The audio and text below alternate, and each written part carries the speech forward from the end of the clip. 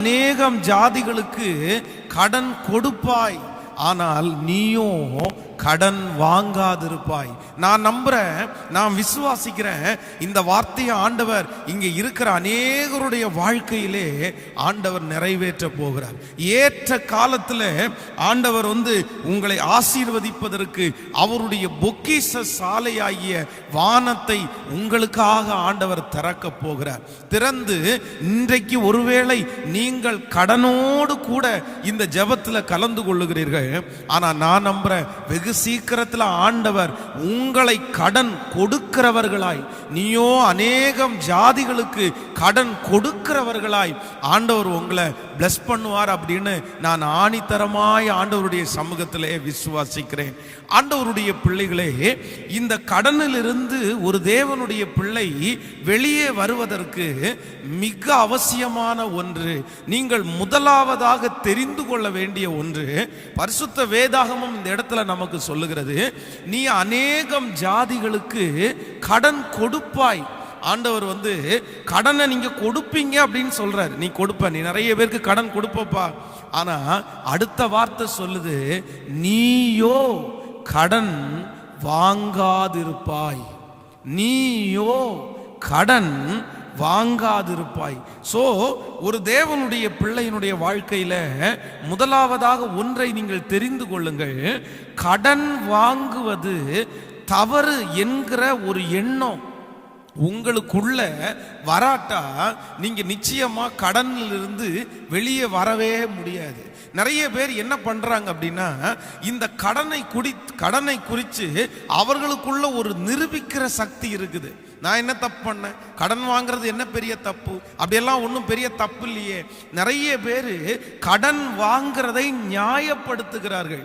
ஆனா நீங்க கடன் வாங்குறத நியாயப்படுத்துகிற வரைக்கும், நீங்க கடன் வாங்குறத நிரூபிக்கிற வரைக்கும் நிச்சயமா சொல்றேன், கடன் பிரச்சனையிலிருந்து உங்களாலே வெளியே வரவே முடியாது.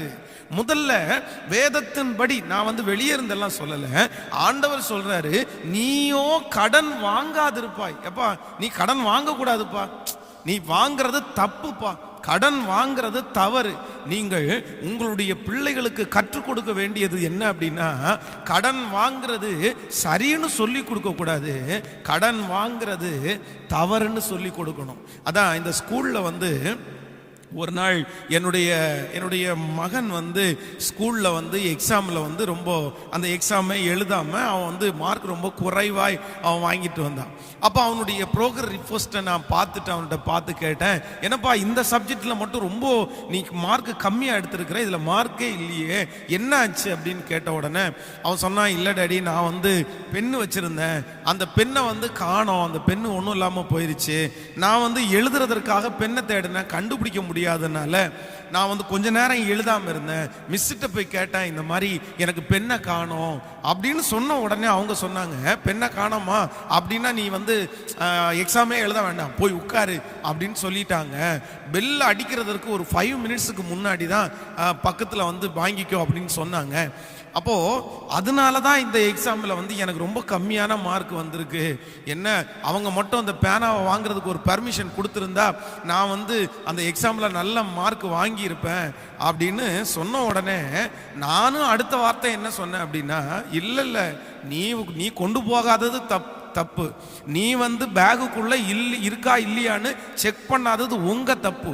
இன்னொரு பிள்ளை இன்னொரு பையன் அவனுக்கு எழுதுறதற்காக அவன் ஒரு பெண்ணோ 2 பெண்ணோ கொண்டு வந்திருப்பான், உனக்கு அவன் கொடுத்துட்டான் அப்படின்னா அவனுக்கு ஒருவேளை எழுதுறதற்கு பெண் இல்லாம போயிருச்சுன்னா அது மிகப்பெரிய. அதனால மிஸ் சொன்னது தவறெல்லாம் கிடையாது, மிஸ் சொன்னது சரிப்பா, நீ நீ எழுதாம இருக்கிறதா கரெக்ட், நீ கொண்டு போகல, இல்ல அடுத்தவங்களுடைய ஆசீர்வாதத்தை நீ வாங்கி அவங்களுடைய ஆசீர்வாதத்தை நீங்க கெடுத்துடக்கூடாது அப்படின்றது மாதிரி அவனிடத்துல பேசினோன்னு அவன் சொன்ன, ஒரு பெண்ணெல்லாம் வாங்குறதெல்லாம் தப்பா அப்படின்னு சொன்ன உடனே, ஆமாப்பா, ஒரு பெண்ணு வாங்குறது கூட தப்புப்பா. ஆனா இன்னைக்கு நிறைய பெற்றோர்கள் நம்ம எதை கற்றுக் கொடுக்கறது இல்லை அப்படின்னா, இன்னொருத்தரிடத்துல நம்ம வாங்குறது தப்புன்றத நம்முடைய பிள்ளைகளுக்கு கூட நம்ம சொல்லி கொடுக்கறது இல்லை. தயவு செய்து இந்த கடன் பிரச்சனையிலே உங்களுடைய வம்சத்தோட இந்த கடன் பிரச்சனை முடியட்டும், உங்க தலை மேல இருந்ததோட முடியட்டும். நான் சொல்றேன், உங்க பிள்ளைகள், உங்க பேர பிள்ளைகள், இனி உங்க சன்னதிக்கு இந்த கடன் பிரச்சனை தொடரவே கூடாது. அப்போ தொடராம இருக்கணும் அப்படின்னா கடன் என்கிற ஒன்று தவறு என்கிறத உங்க பிள்ளைகளுக்கு தயவு செய்து நீங்க கற்றுக் கொடுங்க. நீங்க மேல தயவு செய்து கோச்சிக்காதீங்க. நான் சொல்ற வரத தொடர்ந்து நீங்க கவனிங்க. அப்போ உங்களுக்கு புரியும் கடன் வாங்குறது தவறா சரியா அப்படின்றது உங்களுக்கு கடைசி இந்த செய்தி முடிக்கும் போது புரியும். கடன் வாங்குறது தவறு என்று உங்களுடைய வருங்கால சன்னதிக்கு நீங்க சொல்லி கொடுக்காட்டா நிச்சயமா சொல்றேன், உங்க பிள்ளைகளையும் உங்களையும் கடனிலிருந்து வெளியே கொண்டு வரவே முடியாது. இன்னைக்கு நிறைய பேருக்குள்ள அது தவறு என்று தெரிவதே இல்லை. இதுல என்ன பாஸ்டர் தப்பு இருக்குது? அதுல என்ன தப்பு இருக்கு? நான் என்ன தண்ணி அடிக்கிறதுக்காக கடன் வாங்கினேன்? நான் என்ன ஜாலியா இருக்கிறதுக்காக கடன் வாங்கினேன்? நான் என்ன வீடு பெரிய பங்களாவோட இருக்கிறதுக்காக கடன் வாங்குறேன்? நான் கடன் வாங்கினது நல்ல ஒரு காரியத்திற்காக கடன் வாங்கி இருக்கிறேன் அப்படின்னா சிலர் என்ன சொல்லுவாங்கன்னா, நான் கடன் வாங்குறதற்கு காரணம் எனக்கு இந்த மாதிரி சாப்பாடு இல்லாமல் இருந்துச்சு, அதனால நான் கடன் வாங்கினேன். சாப்பிடாம அப்ப செத்து போறது இருக்கா? இன்னைக்கு சாப்பிட்டுட்டு நாளைக்கு அந்த கடனை வேலை செஞ்சு கூட முடிக்கலாம், அதனால சாப்பிட்றதற்காக கடன் வாங்கினேன். அப்படி நிறைய பேர் நியாயப்படுத்துவார்கள். ஒன்று நினைத்து கொள்ளுங்கள் ஆண்டவருடைய பிள்ளைகளே, அது கூட வேதத்தின்படி நான் தவறுன்னு தான் சொல்லுவேன். நமக்கு முன்பாக நிறைய பரிசுத்தவான்களை குறித்து நான் நிறைய புத்தகத்தில் வாசிக்கிறேன். அப்போ திருநெல்வேலியில ஆபிரகாம் என்கிற ஒரு பெரிய ஊழியக்காரர் இருந்தார். அவர் நூற்றுக்கணக்கான திருச்சபைகளை அவர் ஸ்தாபித்து அவருடைய பிள்ளைகளை இன்னைக்கு அவர் வெளிநாட்டில் இருக்காங்க. மாதம் அவர்கள் கொடுக்கிற தசம பாகத்தில் ஆயிரக்கணக்கான ஊழியக்காரர்களை அவர் தாங்குகிறார். இன்னைக்கு அவ்வளோ பெரிய பாஸ்டராக மிகப்பெரிய வசதி படைத்த ஒரு தேவனுடைய மனுஷனாக அவர் இருக்கிறார். அப்போ அவர் சொல்லும் போது அவருடைய சாட்சியினுடைய ஆரம்பத்தில் சொன்னாரு, முதல்ல திருநெல்வேலியில அந்த ஊழியத்திற்காக வரும்போது அவருக்கு யாருமே வீடு கொடுக்கல. இவருடைய கையில் அதிகமான வருமானம் எதுவும் இல்லை, அதனால சின்ன வாடகைக்கு தான் ஒரு வீடு பார்க்கணும். அப்போ ஒரு குட்டியா வாடகைக்கு வீடு கேட்டாமா, யாருமே வீடு கொடுக்கலையா. அப்போ கடைசியில் ஒரு மளிகைக்காரர் சொன்னாராமா, எப்பா இதுல ஒரு வீடு இருக்கு, கிட்டத்தட்ட 6-7 வருஷமா இந்த வீடு பூட்டிட்டு இருக்குது, இந்த வீடை வேணா கேளு, கண்டிப்பா அந்த ஓனர் உங்களுக்கு கொடுப்பாரு, ஆனா ஒண்ணு, நீ அந்த வீட்டில் பயப்படாம இருக்கணும் அப்படின்னு சொன்னாங்க. அப்போ எனக்கெல்லாம் அப்படியெல்லாம் பயம் இல்லை அப்படின்னு சொன்னாராமா. அவங்க போய் கேட்டாராம்மா, உங்க வீடு கொடுப்பீங்களா அப்படின்னு. உடனே அவர் சொன்னாராம்மா, எப்பா வீடு கொடுக்கறதெல்லாம் எனக்கு ஒன்றும் பெரிய பிரச்சனை இல்லை, எனக்கு வீட்டுக்கு நீ வாடகை கொடுக்க வேண்டிய அவசியமே இல்லை, அந்த வீட்டில் ஒன்னால குடியிருக்க முடியாது. ஏன் அப்படின்னா இதுக்கு முன்பாக அந்த வீட்டில் குடியிருந்த 4 பேர் தற்கொலை செய்து செத்து போயிருக்காங்க. 4 டெனன்ட், ஒருத்தங்க வருவாங்க, அவங்க தற்கொலை, அந்த வீட்டில் ஒரு தற்கொலை நடக்கும், அதுக்கப்புறம் ஒரு தற்கொலை நடக்கும். இப்படியே கண்டினியூவா ஒரு 2-3 வருஷம் கேப் விட்டு 4 சூசைட் அந்த வீட்டில் நடந்திருக்குது.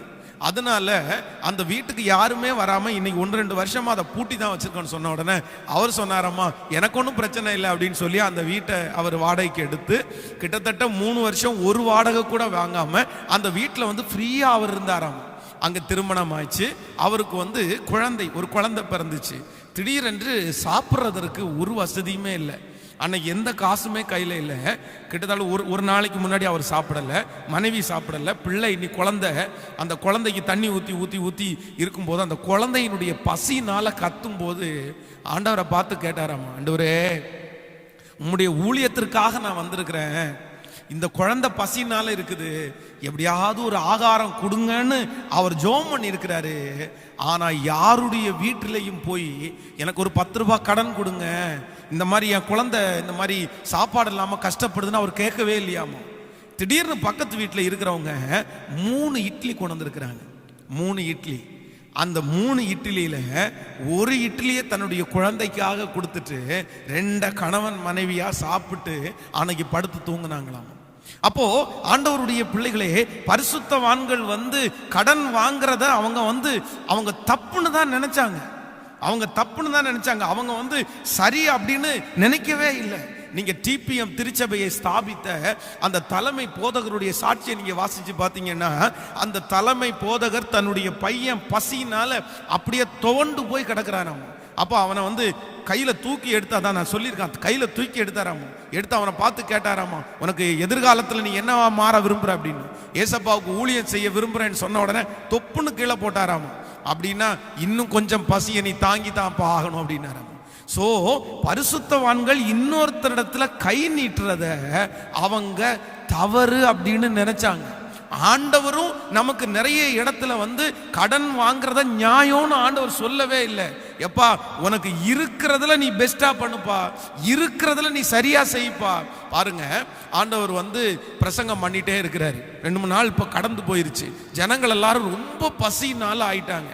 உடனே ஆண்டவர் சொல்றாரு, ஜனங்கள் எல்லாம் ரொம்ப களைச்சு போயிருக்காங்க, இனி வீடுகளுக்கு போறதுக்குள்ள அவங்களுக்கு ரொம்ப கஷ்டமா இருக்கும், இவங்களுக்கு சாப்பாடு கொடுக்கணும் அப்படின்னு ஆண்டவர் வந்து அந்த சீடர்களை பார்த்து சொல்றாரு. உடனே சீடர்கள் எல்லாம் என்ன சொல்றாங்க அப்படின்னா, ஆண்டவரே என்ன ஆண்டவரே சொல்றீங்க, இத்தனை பேர், அத புருஷர்கள் மட்டும் 5000 பேர், இத்தனை பேர் இருக்கிறாங்களே, இவர்களுக்கு நம்ம எப்படி ஆண்டவரே ஆகாரம் கொடுக்க முடியும், எப்படி கொடுக்க முடியும்? உடனே ஆண்டவர் சொல்றாரு, சரி இந்த இடத்துல இருக்கிற கடைகளில் எல்லாம் போய் வாங்கினா கூட நமக்கு வந்து சரியராது அப்படின்னு சொல்றாங்க. உங்களிடத்துல என்னப்பா இருக்குது? அப்போ அந்த இடத்துல இருந்தது 5 அப்பங்களும் 2 மீனும். அந்த சீடர்கள் சொல்றாங்க, இங்கே ஒரு சிறு பையன் இருக்கிறான், அவனிடத்துல 5 அப்பம் 2 மீன் இருக்குது. உடனே அவர்கிட்ட கொண்டு வர சொல்றாரு. ஆண்டவர் வந்து இத்தனை ஜனங்களை போஷிக்கிறதற்கு இது பத்தாதுன்னு சொல்லல, இல்லைன்னா ஊர்ல எல்லாம் போய் வாங்கிட்டு வாங்கன்னு சொல்லல. அந்த இருக்கிறத ஸ்தோத்திரம் பண்ணி ஆசீர்வதித்து எல்லாருக்குமே கொடுத்தார். அது மட்டும் இல்ல, நீங்க தீர்க்கதரிசியை குறித்து வேதத்துல வாசிக்கும் போது, தீர்க்கதரிசி விறகு பொறுக்க வந்த அம்மாட்ட சொல்றாரு, என்னம்மா என்ன இருக்கும் இடத்துல? அப்ப அவங்க சொல்லும் போது சொல்றாங்க, எனக்கு ஒரு இனி பெரிய பெரிய பெரிய ஆசீர்வாதம் ஒன்றும் இல்லை, ஒரே ஒரு அடைய சுடுற அளவுக்கு கொஞ்சம் மாவு இருக்குது, இந்த மாவுல ஊத்திய ஒரு அடைய சாப்பிட்டு நானும் என் குழந்தையும் அவ்வளவுதான் சாகணும். அப்போ தீர்க்கதரிசி சொல்றாரு, இருக்கிறத கொண்டு வா, இருக்கிறத கொண்டு வா. சோ வேதம் வந்து கடன் வாங்குறத என்கரேஜ் பண்ணவே இல்லை. நீங்கள் ஆண்டவராகிய இயேசு கிறிஸ்துவினுடைய பிறப்பை நீங்கள் பாருங்கள். பிறப்பை பார்க்கும்போது அவர் எங்க பிறந்தார் அப்படின்னா, அவர் மாட்டு தொழுவத்தில் முன்னணியிலே அவர் கிடந்தார். ஏன் ஆண்டவர் வந்து அந்த நேரத்தில் வந்து யோசேப்புக்கும் மரியாளுக்கும் ஒரு பெரிய கொட்டாரத்தை ஆண்டவர் கொடுத்துருக்க முடியாதா? அதற்கு வேண்டிய காரியத்தை செய்ய முடியாதா? யோசேப்புக்கும் மரியாளுக்கும் நல்லாவே தெரியும், தன்னுடைய வயிற்றிலே பிறக்க போகிற குழந்தை இந்த தேசத்தை ஜனங்களை ரட்சிக்க போற குழந்தை, அதனால எங்கேயாவது ஒரு இடத்துல பெரிய இடத்துல தான் நம்ம வந்து இந்த குழந்தையை பெத்தெடுக்கணும்னு அவங்க நினைச்சு ஏதோ உதவி கேட்க வேண்டியதானே? அப்படி போய் இருக்கலாம் இல்ல? இல்ல இல்ல இல்ல, ஆண்டவரும் அதை அனுமதிக்கல, அவங்களும் அதை செய்யல. சோ நீங்கள் இன்றைக்கு, அதான் நான் இன்றைக்கு கொடுக்கிற இந்த ஒவ்வொரு செய்தியினுடைய தலைப்புமே வந்து என்ன அப்படின்னா, உங்களுக்கு ஜெப குறிப்பு தான், ஜெப குறிப்பு தான். சோ என் ஜெபத்துல என் கூட இருக்கிற ஆண்டவருடைய பிள்ளையே, ஃபர்ஸ்ட் ஆண்டவருடைய சமூகத்துல நீங்க சொல்லுங்க, ஆண்டவரே நான் கடன் வாங்கினது தவறுதான் ஆண்டவரே அப்படின்னு சொல்லுங்க. இல்ல பாஸ்டர், என் பிள்ளை இப்படி இருந்துச்சு அதனால தான் வாங்கினேன், இப்படி என் பையன் இருந்தான் அப்படிதான் நான் வாங்கினேன், அதற்கெல்லாம் நான் பின்பாக சொல்றேன். இல்ல இல்ல, ஆண்டவரை பார்த்து சொல்லுங்க, கடன் வாங்கினது தவறுதான் ஆண்டவரே, தவறுதான் ஆண்டவரே. உங்க மனசுக்குள்ள அதை குறித்து நியாயப்படுத்துகிற வரைக்கும் ஆண்டவர் வந்து நிச்சயமா உங்களுக்கு அதுல இருந்து விடுதலை கொடுக்கவே முடியாது. தன் பாவங்களை மறைக்கிறவன் வாழ்வடைய மாட்டான், அவற்றை அறிக்கை செய்து விட்டு விடுகிறவன் இரக்கம் பெறுவான். உங்க மனசுல இருக்கிற வேதனை எனக்கு புரியுது, கஷ்டம் எனக்கு புரியுது. பாஸ்டர் என்ன சொல்றீங்க, என்ன சொல்றீங்க? நான் எவ்வளவு பெரிய காரியத்திற்காக வாங்கினேன் தெரியுமா, எதற்காக இந்த கடன் வாங்கினேன் தெரியுமா? நீங்க போய் அதை தப்பா நினைச்சிட்டு இது தப்புன்னு சொல்றீங்க. அந்த சூழ்நிலையில இருந்தா உங்களுக்கு தெரியும் பாஸ்டர், நீங்க எல்லாம் வாங்காம இருந்திருக்கவே மாட்டீங்க. நீங்கள் 1000 வார்த்தை என்னை பார்த்து சொன்னாலும் நான் வேதத்தின்படி அந்த வார்த்தையை சொல்றேன். இல்ல இல்ல, நீயும் கடன் வாங்காதிருப்பாய். கடன் வாங்கிறது தவறான்னு கேட்டா தவறுதான். இன்றைக்கு கோயம்புத்தூர் பட்டணத்தில் ஒரு மிகப்பெரிய கோடீஸ்வரரான ஒரு தேவனுடைய பிள்ளை இருக்கிறார். இன்னைக்கு அவர் நல்ல வசதி உள்ளவர், அவருக்கு நிறைய நிறைய சொத்துக்களும் ஆசீர்வாதங்களும் இருக்கிறது. ஆனா அவருடைய திருமணம் நடக்கும்போது அவர் சொல்றாரு, அன்னைக்கு நினைச்சிருந்தாலும் எனக்கு கடன் கொடுக்கறதற்கு நிறைய பேர் இருந்தாங்க, ஆனா என்னுடைய திருமணம் எப்படி நடந்துச்சு அப்படின்னா, பழைய பேண்ட் பழைய சட்டை அதை போட்டுட்டு தான் என் திருமணத்தை செஞ்சேன். ஏன் அப்படின்னா கடன் வாங்க கூடாது, கடன் வாங்கிறது தவறு என்கிற ஒன்றை என் மனசுல அன்னைக்கே ஃபிக்ஸ் பண்ணிட்டேன்னாரு. இன்றைக்கு ஜெபிக்க ஆரம்பிங்க, ஜெபத்தோடையே இருக்கட்டும். டாடி கடன் வாங்கினது தப்பு தான் டாடி, கடன் வாங்கினது தவறு தான் ஆண்டவரே, தவறு தான் ஆண்டவரே, தவறு.